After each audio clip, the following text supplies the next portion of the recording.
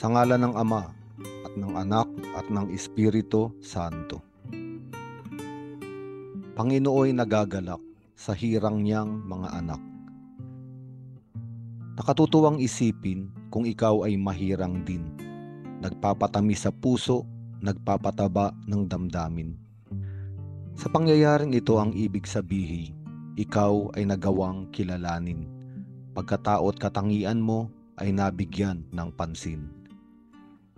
Hindi ka lamang isang anino, dumadaan at kinakain ng dilim. Ikaw ay isang nilikhang kakaiba, hinulmang may sariling dignidad na dala-dala. Wangis at larawan mo ay mukha ng may likha. Kung mauunawa ang mabuti, magbibigay ng malaking tuwa. Kaya tigilan na ang pagkukumpara ng sarili sa iba.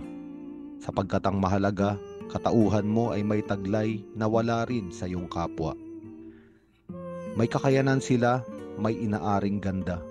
Pasalamatan ng Panginoon dahil sa iyo rin ay may itinalaga na maaaring hindi para sa kanila.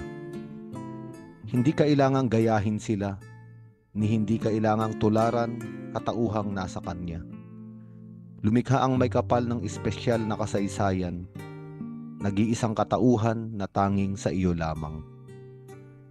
Ang salmong ngayong ating awitin ay naglalarawan na nagagalak ang puon sa kanyang mga hinirang. Hindi lamang ito pagpili at pagbibigay katungkulan.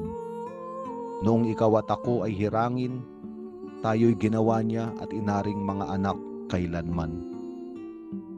Wala nang tatamis pa kung mapagtantong sa langit ay mayroon tayong Ama na lumiligaya at nagdiriwang sa tuwing babalik ang mga anak niya.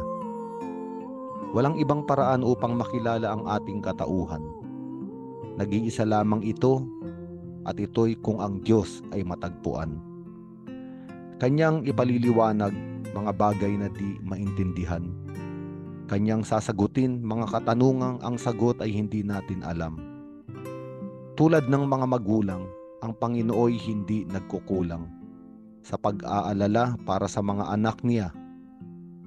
Nakauwi ba sila ng mapayapa sa tahanan nila? Isang panalangin ang itinuro ni Jesus sa atin, na ang makalangit na may kapal, tawagin nating Ama namin. Nagpapatawad sa ating mga sala, nagbibigay biyaya din para tayo'y magpatawad ng kapwa. Mga utang na pagkakamali, kanya nang binura. Noong si Kristong anak niya, ang buhay ay ipinaubaya. At sa bawat araw din, ang Panginoon ang nagbibigay ng kakainin upang mabuhay ang tahanang kanyang inaruga at inangkin. Salamat sa Diyos dahil tayo'y hinirang niyang mga anak. Salamat sa Diyos, tayo ay kinuha sa kalagayang hamak. Salamat kay Hesukristo na nagmahal ng walang sukat. Salamat sa Espiritu Santo, pumapatnubay at nagbibigay sa atin ng galak.